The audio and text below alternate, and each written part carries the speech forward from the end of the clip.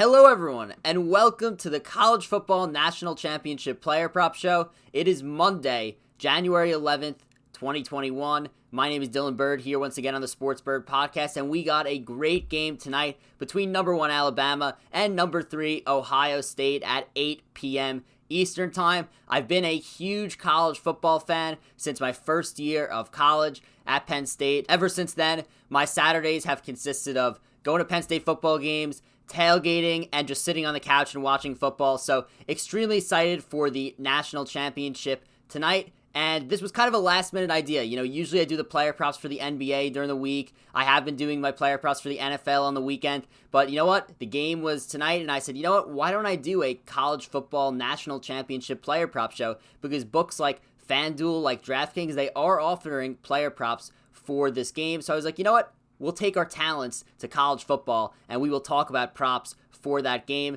If you are new to this channel, be sure to like this video, and be sure to subscribe to this channel as well. It really helps me out a ton. In addition, if you are new here, I just founded this channel in the fall, and I have been doing throughout the season college football betting picks. I've done waiver wire shows for fantasy football. Now lately I've been doing NBA player props. I also have my Patreon for the days that I don't do the player props on YouTube. I do my player props on the Patreon. So if you're interested in that, be sure to check out the Patreon in the link below. And also be sure to follow me on Twitter at sports_bird. That is where I'll be tweeting about the game. That's where I'll be potentially adding player props, subtracting player props, subbing one in for another based on some injury news we get. Cough, cough, Jalen Waddle. But you know what I mean. I will be potentially updating my picks there, so be sure to follow me at sports_bird. Now let's get right into the picks for tonight. We have 5 props that we are going to talk about today, and the first one that we are going to talk about, we have Mac Jones's passing yards line at 365.5 on FanDuel. So it took me a little bit to adjust my mind to these insanely high lines, but you know what? Here we are. Mac Jones, he's been unreal this season. He was, given that tough task of filling in for Tua Tagovailoa, who is obviously unreal in college, and he has come through big time. Mac Jones has thrown for 4,036 yards in 12 games this season, which ranked second in the FBS behind Kyle Trask of Florida. That is 336.3 passing yards per game. He has gone over this 365.5 number in half the games this season. Now let's just take a look at the games that Mac Jones did go over this 365.5 number. Mac Jones obviously was third in Heisman voting. The guy was unreal this year.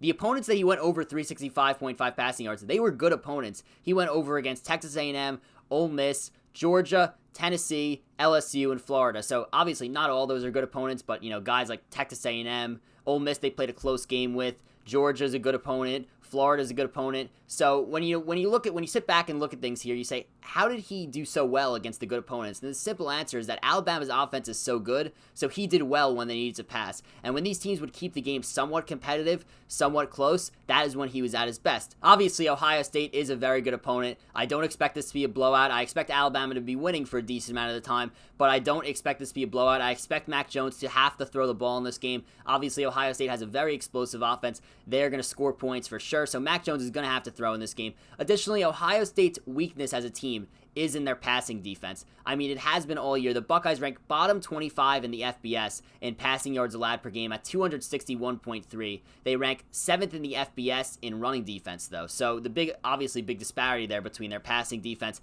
and their running defense. So just to look at some other quarterbacks that played against Ohio State this year, Michael Penix of Indiana went for 491 yards against Ohio State. Trevor Lawrence last week went for 400. I think that Mac Jones, because of this vulnerable Ohio State secondary, and because I think this game will be somewhat close, will have to throw, and I think he hits his over 365.5 passing yards in this game. The second player prop that we're going to talk about today, we're looking at Devonta Smith, the Heisman Trophy winner. We're looking at his receiving yards line, which is at 139.5 in this game. So I already went through why I think Alabama is going to dominate through the air tonight, and that's a direct relationship, obviously, with how Devonta Smith does. He's been unbelievable this year. He had 105 receptions, 1,641 yards, and 20 touchdowns in just 12 games this season. He's averaging 136.75 receiving yards per game.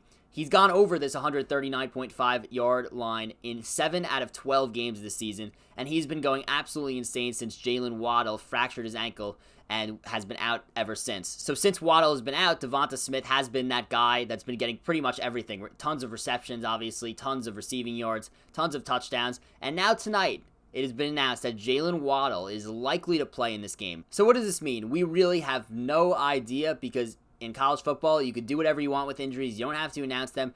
It's been said that he is likely to play, but what does that mean? Is he really ready 2.5 months after fracturing his ankle to get back on the field for this game? It is said that Alabama and his family will make that final decision tonight before the game. Now, I don't expect Jalen Waddle to be hugely involved even if he does step on the field. I mean, it's kind of hard to imagine him coming back in this game after being out for 2.5 months off a fractured ankle and just come and dominate like this. So, I'm acting as though Jalen Waddle is going to be more of a decoy. If we do hear more reports tonight that he's not going to be hugely involved, that he'll be on a snap limit or something like that, then I will, again, just follow me on Twitter at sports_Burd. I will update with you with reports and what I'm thinking. But right now, in this video, I am operating as though he is going to be limited, even though they say he will play. I don't expect him to play a huge role. Now, Ohio State corner and projected first-round pick Shaun Wade will be the one guarding Devonta Smith at times. Shaun Wade has been pretty brutal this season, as is just the entire Ohio State secondary as a whole. Now, I decided to pull up some wide receiver numbers here who have played against Ohio State this season. Jahan Dotson of Penn State had 8 catches for 144 yards and 3 touchdowns against them. Ty Freifogel of Indiana, 7 receptions for 218 yards and 3 touchdowns. Cornell Powell of Clemson last week, 8 receptions for 139 yards and 2 touchdowns. I think Smith has a massive game. This is really regardless of Waddle playing it or not. Now, Waddle having a huge role or not having a huge role will determine how many receiving yards Smith probably gets. But assuming that Waddle's going to be limited in this game, or, kind of just be active but on the sidelines, I think Smith has a massive game and goes over 139.5 receiving yards in this game. Now, I know it's a huge line, but I really do think it's going to happen. I think he's going to have a massive, massive game.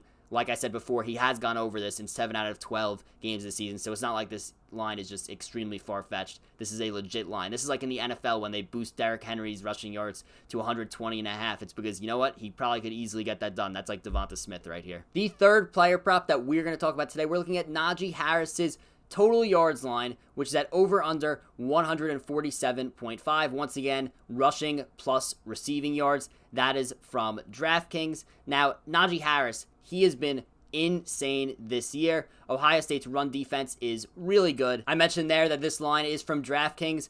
The last line from Devonta Smith was from DraftKings, but the first line was from FanDuel with Mac Jones. So I have been bouncing back and forth between looking at lines from FanDuel and DraftKings. Just keep that in mind during this video. Now, Naji Harris, he has been insane this year. Ohio State's run defense, though, is really, really good. They rank 7th in the FBS, as I said before, in rushing yards allowed per game at 96.7. Harris has gone for 178 rushing yards and 125 rushing yards in his last 2 games, 178 against Florida, 125 against Notre Dame. I'm not sure he gets that high up there tonight. His over-under for rushing yards is 110.5 because of this great Ohio State running defense.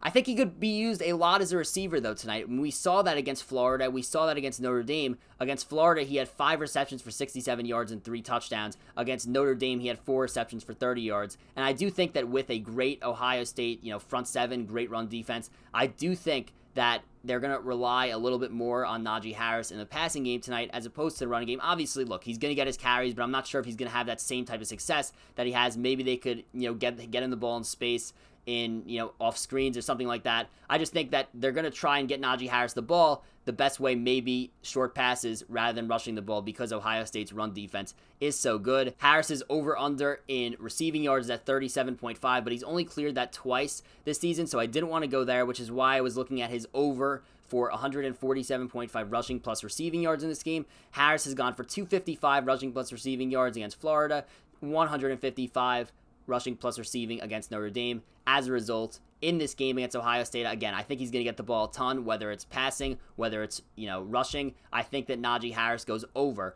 147.5 total yards, rushing plus receiving in this game. For our fourth prop, we're going to move to Ohio State players here, and we're going to look at Jeremy Ruckert, the tight end at Ohio State, him to score a touchdown at any time, plus 160 on FanDuel. So this is not an over-under. This is just a player to score a touchdown bet. Jeremy Ruckert, the tight end out of Ohio State, as I said before, the Long Island native. Ruckert has only played in 4 games this season, including the game against Clemson last week. He has 5 touchdowns in 4 games this season. He had 2 versus Clemson last week. Now, Alabama, they have struggled against the pass as well this season, as almost as much as Ohio State has. Alabama is allowing 243.5 passing yards per game. And a good tweet here that was sent to me this morning by my friend Ryan. My friend Ryan, a diehard Ohio State fan. Shout out to him. Huge night for him. He sent me this tweet from @JBook that says, Alabama ranks 127 out of 127 teams when it comes to passing defense versus the tight end. They've given up over 600 yards to tight ends, over 50 catches, and 36 first down conversions. So, Alabama, not good at defending the tight end at all. You can also look at Jeremy Ruckert's receptions line in this game, which is at over under 3.5 at plus 134 on FanDuel. However, Ruckert has only gone over 3.5 receptions in 2 games out of 4 thus far this year. So I'm leaning more towards him as anytime touchdown scorer, plus 160 in this game per FanDuel. The last player prop that we're going to talk about today, we are looking at Ohio State wide receiver Chris Olave, over under 94.5 receiving yards per DraftKings this line. Chris Olave has played in 6 games this year and has gone over 94.5 receiving yards in 5 out of the 6. He's going to be a first-round pick in the NFL draft. He is really, really good. Now, he does have a tough matchup tonight against Patrick Surtain, the best corner in this upcoming draft, but like normal these days, good offense usually beats good defense, especially when the over-under is going to be 75.5. Again, I expect Ohio State to be down in this game, so the game flow will favor Ohio State passing a lot. We also know Ryan Day just loves to throw the ball a ton, and as a result, I think Justin Fields is going to rely on his favorite wide receiver, Chris Olave, like he has all season, and I think Olave goes over 94.5 receiving yards in this game. And that's a wrap for the College Football National Championship Player Prop Show. We'll cap this off by me giving a prediction for the game. I'm going to say Alabama wins 45-31, a huge amount of points scored in the game. It's going to be very, very exciting to watch. Just a ton of offense. You know, that total is going to get way up there towards that over-under at 75.5. Really excited for this game, but I do think Alabama wins and covers. Once again, just a reminder, you can follow me on Twitter at sports_Burd, where I'll be possibly adjusting my picks as it gets closer to the game time, as we get more injury news. In addition, you can check out my Patreon in the link below. I have more NBA prop bets for this week, more NFL prop bets for this week. That goes over anything that's not on YouTube will go over there on Patreon. And also be sure to like this video and subscribe to this YouTube channel if you haven't already. It really helps me out. Goodbye, everyone, and good luck with your betting tonight for the national championship.